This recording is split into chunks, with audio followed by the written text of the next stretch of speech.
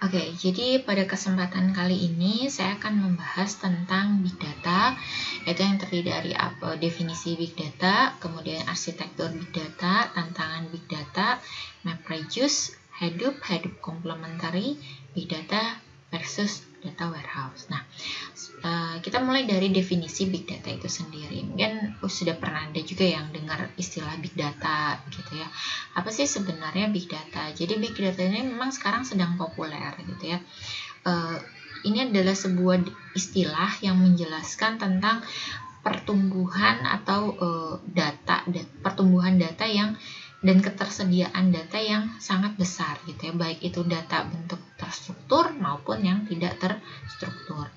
Biasanya sumber big data ini dari weblogs, kemudian RFID ya, kemudian GPS, sensor network, social network ya, social media, internet based text documents, internet search index, detail call records, astronomy, atmospheric science, biology, genomics, nuclear physics, biochemical experiments, medical records, scientific research, military surveillance, photography archives, video archives, and large-scale e-commerce practice. Jadi sebenarnya sumber big data ini ya juga biasa kita akses gitu ya, sosial media, kalian update status, kalian bikin upload video ke TikTok, upload video ke YouTube, kemudian di data-data chatting kita, entah itu di WhatsApp, entah itu di Discord, entah itu di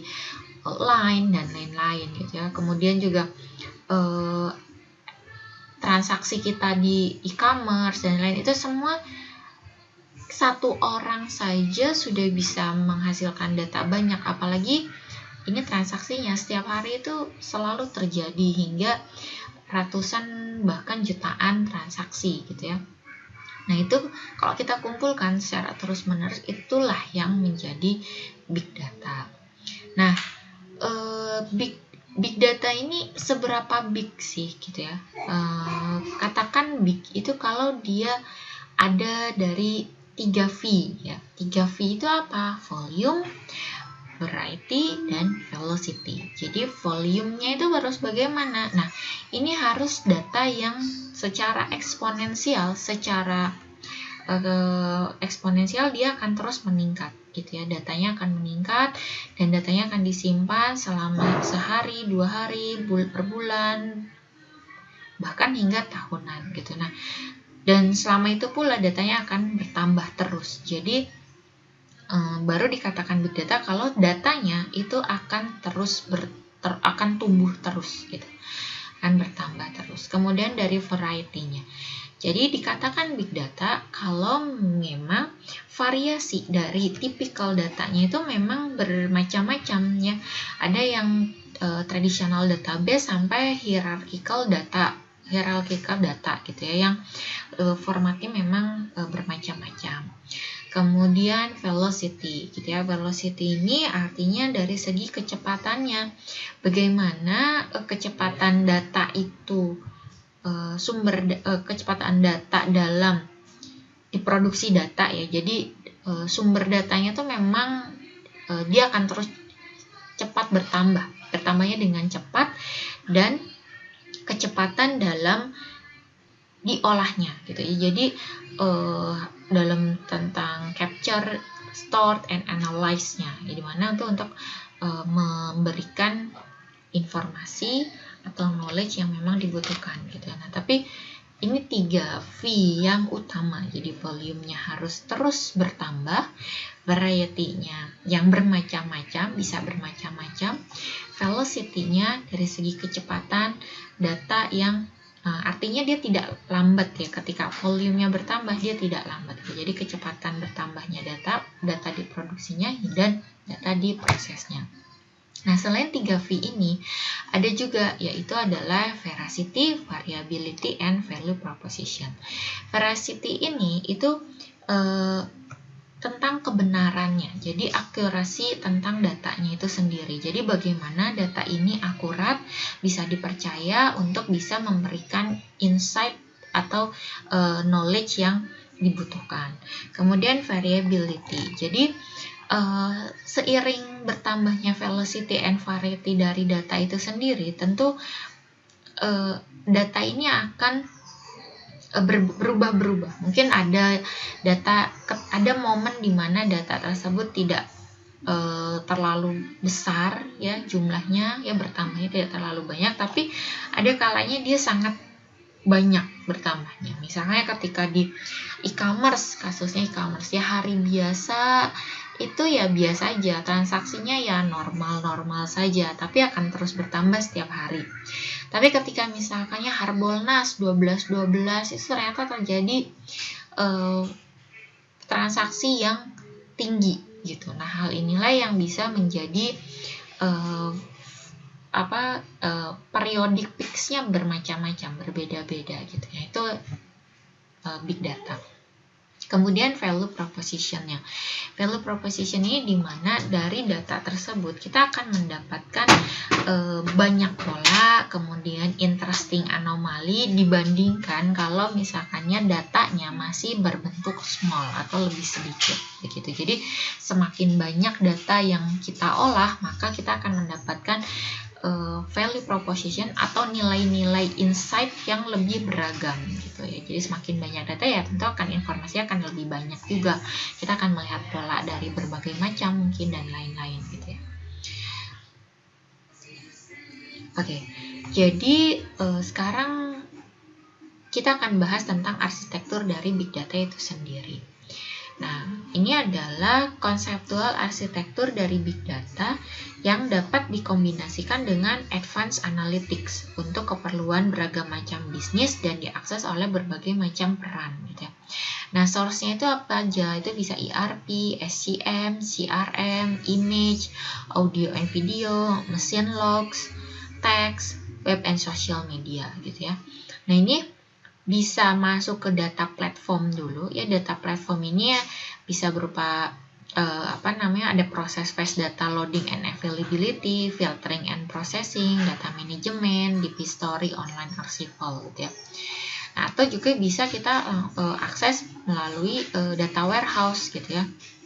Kita ke integrated data warehouse, business intelligence, predictive analytics, operational intelligence, atau juga kita memang akan masuk ke integrated discovery platform gitu. Jadi platform yang terintegrasi untuk melakukan data discovery, fast value hypothesis testing, path graph, time series analysis, atau pattern detection gitu ya. Dimana ini sebenarnya ada pada processing, manajemen, dan akses dari data itu sendiri. Nah, nanti dari sini ini ada tools yang terintegrasi untuk dilakukan analisis, entah itu untuk marketing, application, business intelligence, data mining, math and statistic, languages, dan macam-macam. Nanti hasil analitiknya itu bisa diakses oleh marketing eksekutif, operational system, customer partners, frontline workers, business analytic, data scientist, engineers, dan lain-lain. Jadi ini secara konseptual arsitektur dari big data itu ya seperti ini. Nah, kemudian big data analytics itu akan dikatakan sukses kalau apa? Kalau dia memenuhi beberapa poin ini. Yaitu apa? A clear business need gitu ya. Jadi kita harus paham sebenarnya apa sih kebutuhan dari bisnis ya, apa yang mau diimprove, informasi apa yang ingin diketahui gitu. Itu dari clear business need. Kemudian strong committed sponsorship. Jadi sponsorship ini dalam artian adalah dia adalah pihak eksekutif dari sebuah perusahaan. Jadi bagaimana big data ini akan bisa memberikan informasi yang bermanfaat jika memang dari pihak eksekutifnya mendukung dan komitmen untuk mengimplementasikan big data ini, big data analytic ini. Kemudian alignment between the business and IT strategy ya. Kemudian a fact-based decision making culture. Kemudian a strong data infrastructure, the right analytic tools, dan personal with advanced analytical skills gitu ya. Jadi memang semuanya harus mendukung untuk implementasi big data ini, karena big data ini sendiri sebenarnya kita membutuhkan dana yang besar ya untuk mengimplementasikan big data ini, untuk memberikan big data analytics ini effortnya juga cukup besar. Jadi dari segi IT-nya, IT strateginya bagaimana nih gitu ya, bisnis strateginya apakah sinkron atau tidak gitu ya, nah, itu harus punya sinkronisasi. Kemudian effect based decision making dan lain-lain ini ya. Nah, oke, sekarang dari segi dari segi big data ini penting ya. Kemudian dari big data kita bisa melakukan analisis, ini juga sesuatu yang penting. Nah, sebenarnya apa sih yang dibutuhkan untuk membangun atau mengimplementasikan arsitektur big data dalam sebuah perusahaan gitu ya. Nah, apa saja yang dibutuhkan? Nah, itu adalah in-memory analytics, database analytics, grid computing, dan appliances gitu. In-memory analytics itu apa? Jadi adalah kemampuan dalam menyelesaikan kompleks problem dalam waktu yang almost real time dengan akurasi yang tinggi. Begitu. Jadi di mana data itu harus bisa diproses dalam waktu yang cukup cepat gitu. Kemudian in database analytics gitu. Jadi speeds time to insight and enables better data governance by performing data integration and analytic function inside the database. You won't have to move or convert data repeatedly gitu. Jadi memang data-data dari database-nya itu harus bisa ya tata kelola dari datanya itu harus bisa untuk diintegrasikan, kemudian dianalisis gitu. Agar apa? Agar tidak terjadi proses converting yang atau transformasi data yang berulang-ulang, kira-kira begitu ya. Nah, kemudian grid computing. Nah, itu bagaimana memberikan dari arsitektur ini memberikan efisiensi, kemudian lower cost dan better performance by processing jobs in a shared centrally managed pool of IT resources gitu. Nah, karena kan kalau kita berbicara tentang organisasi, ini kan akan bekerja atau berhubungan dengan banyak pihak gitu ya. Jadi bagaimana data-data ini bisa mudah diakses dalam waktu yang cepat tapi dengan cost yang murah.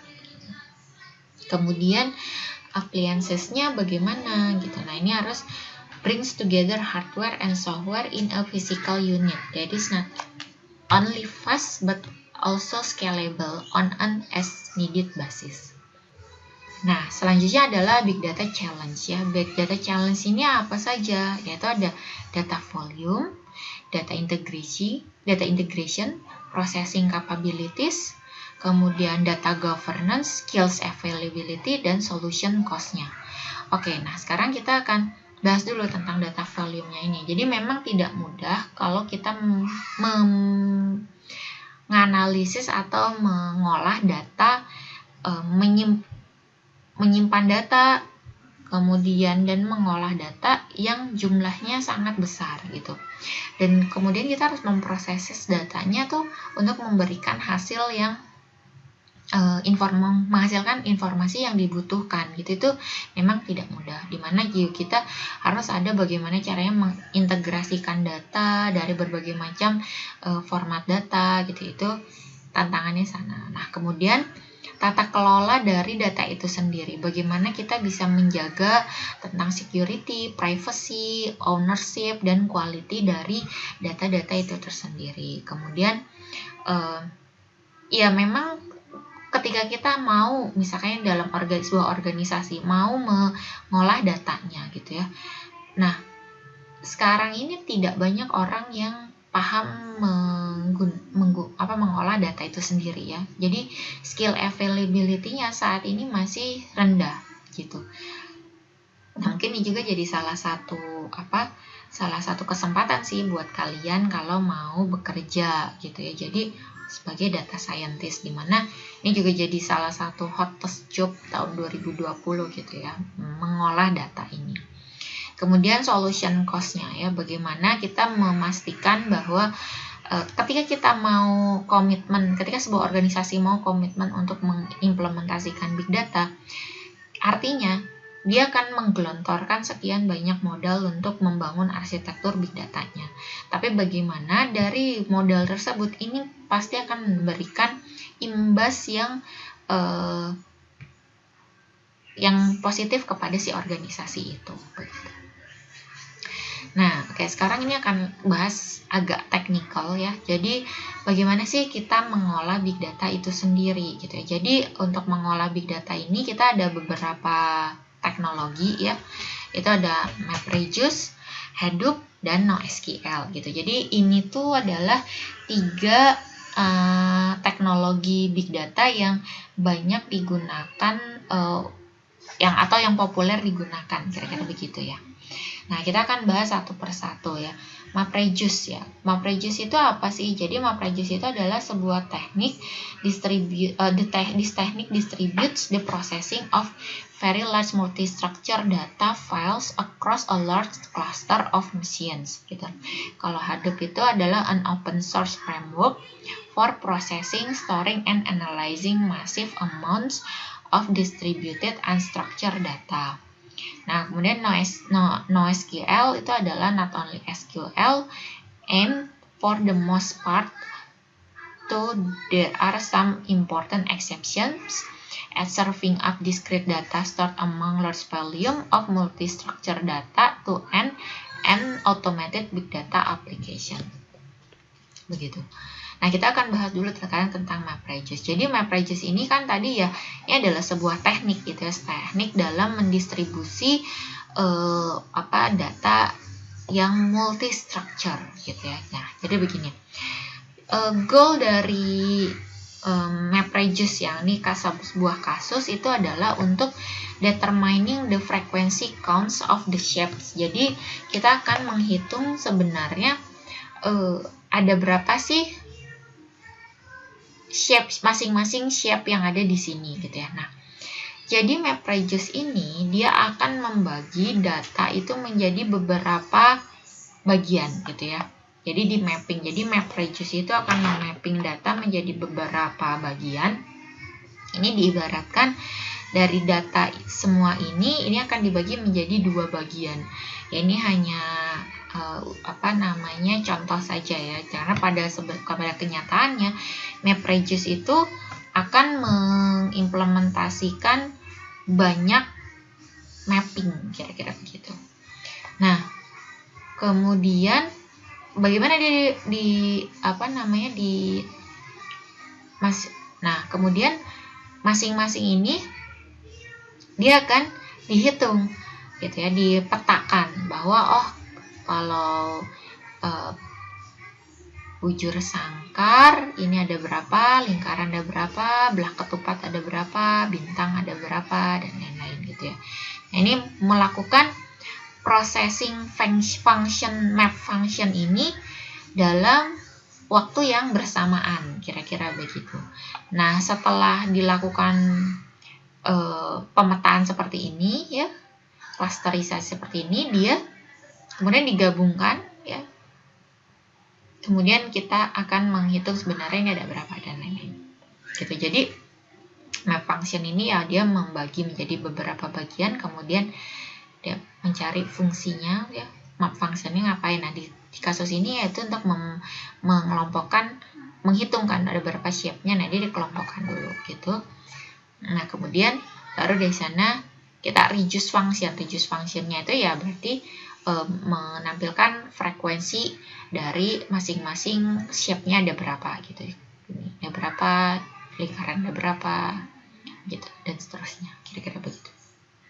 Nah, MapReduce ini bisa diimplementasikan MapReduce aids organization in processing and analyzing large volume of multi-structure data. Application examples include indexing and search, graph analysis, text analysis, machine learning, data transformation, dan lain-lain. Kemudian MapReduce library are available that provide a wide range of analytic capabilities.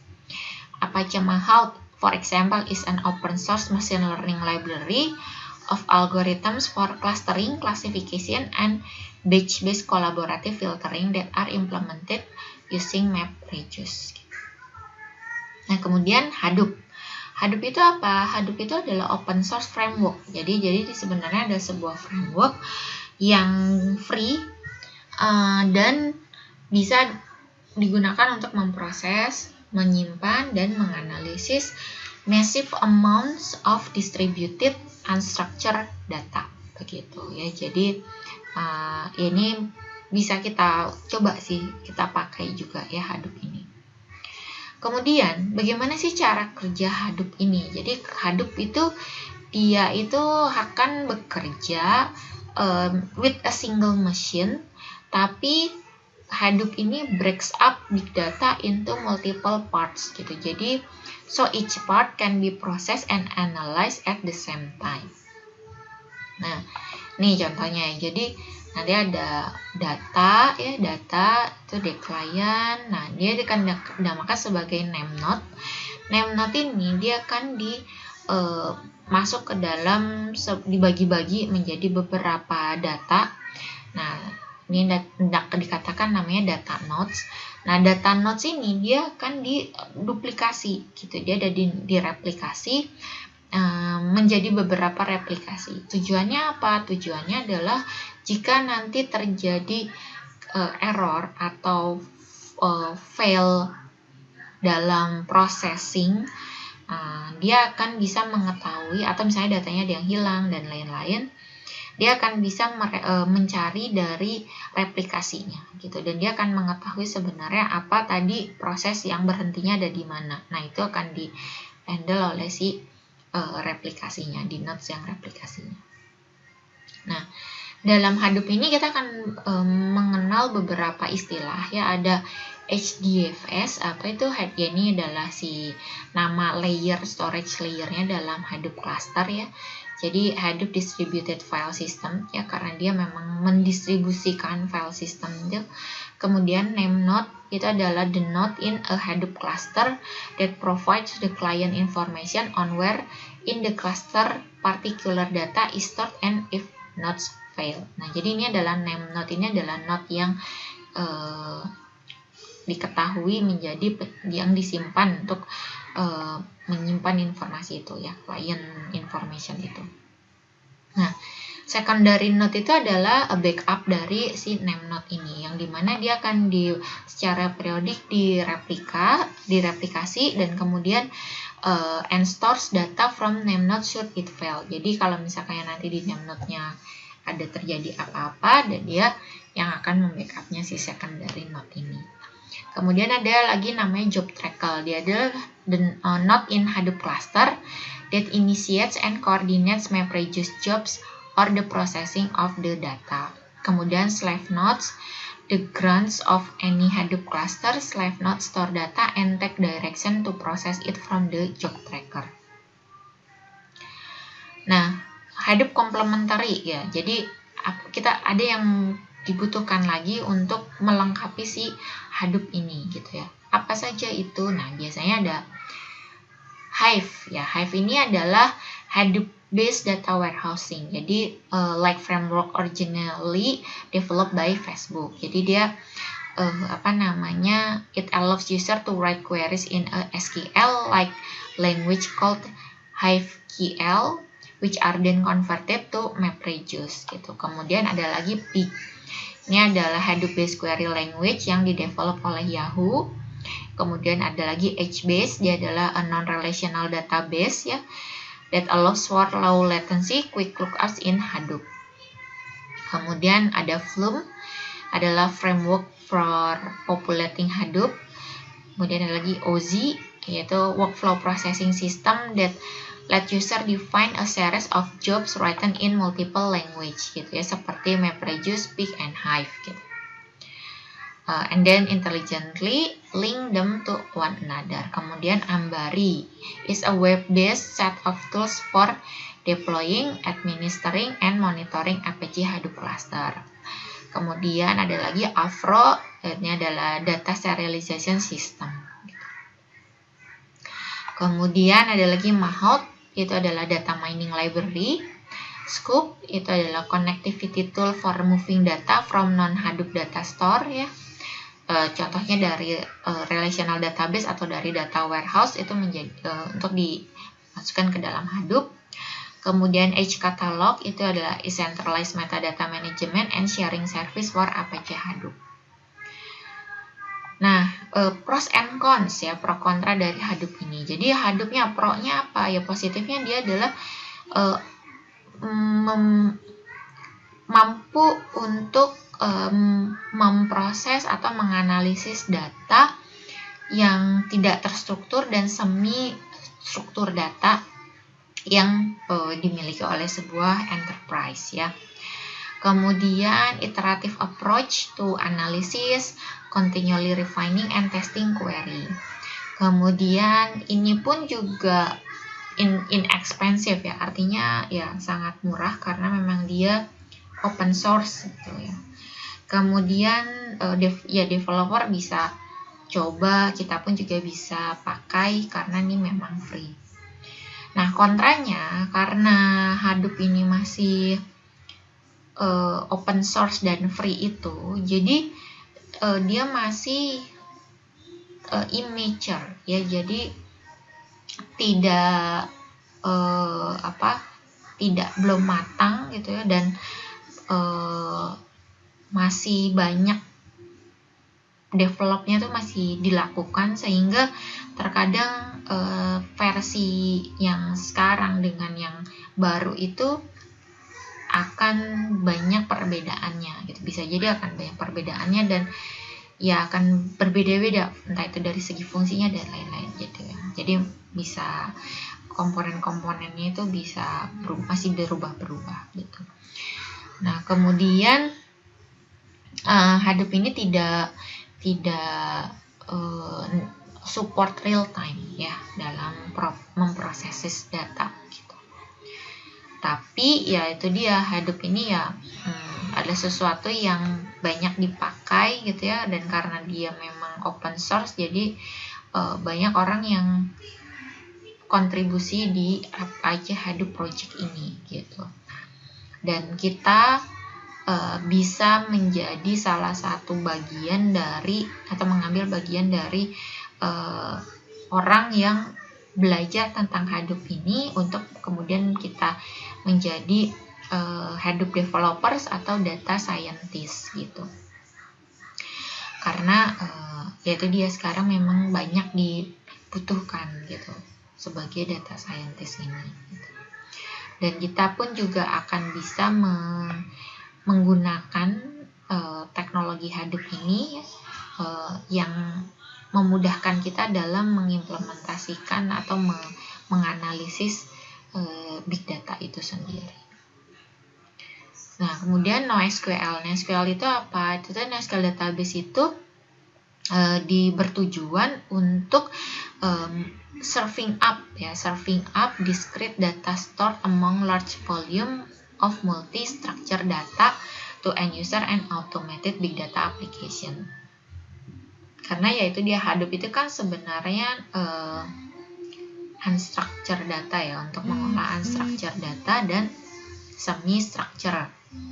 Nah, untuk data-data yang bentuknya discrete itu bisa diolah dengan jadi bagaimana data itu nanti akan dari unstructured itu dia akan bisa, kan kalau unstructured biasanya dalam bentuk video ya, teks, paragraf gitu, itu akan diubah menjadi data yang discrete dan bisa diolah bisa diolah dan dianalisis kira-kira begitu ya. Nah, kemudian big data versus data warehouse. Mungkin kalian juga ada sedikit bingung bagaimana nih hubungannya antara data warehouse itu sendiri gitu, antara big data dengan data warehouse ini bagaimana. Nah, big data dan data warehouse ini, jadi kalau dari sisi Hadoop gitu ya. Hadoop itu ya untuk menyimpan Hadoop as the repository and refinery gitu ya. Jadi nanti big data itu bisa dari sensor, sosial media dan lain-lain, itu dia bisa secara reliable di capture dan disimpan dalam Hadoop gitu ya. Nah, kemudian nanti setelah disimpan, Hadoop ini yang akan mengolah data-data tersebut menjadi sesuatu yang dianalisis menjadi suatu informasi, kira-kira begitu. Nah, sedangkan data warehouse ini kan dia akan adalah basic indexing gitu ya, dimana biasanya data warehouse ini menghandle data-data yang berbentuk structure gitu ya, structure data. Makanya dia datanya bisa dari MySQL, Postgre dan lain-lain. Nah, kemudian data warehouse ini akan bisa terintegrasi dengan business value ya, mengintegrasikan data untuk mendapatkan business value ya, yang entah itu digunakan oleh sebuah organisasi dalam mengambil keputusan. Makanya nanti data warehouse ini akan terintegrasi juga dengan interactive business intelligence tools gitu ya, kayak MicroStrategy, Tableau, IBM Cognos dan lain-lain. Nah, ini kira-kira perbedaannya begini ya. Jadi low latency interactive reports and OLAP, nah itu hanya dimiliki oleh data warehouse. ANSI 2003 SQL compliance is required. Nah, kedua-duanya membutuhkan. Preprocessing or exploration of raw unstructured data. Nah, kalau unstructured data itu di Hadoop. Online archive alternative to tape. Nah, itu di Hadoop juga.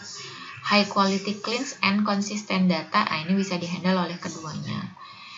Kemudian 100 to 1,000 of concurrent user. Nah, ini bisa dihandle oleh keduanya. Discover unknown relationship of data itu Hadoop. Parallel complex process logic itu oleh keduanya. CPU intense analysis itu di data warehouse. System and user data governance ya, tata kelola datanya itu Hadoop. Many flexible programming languages running in parallel itu juga di Hadoop.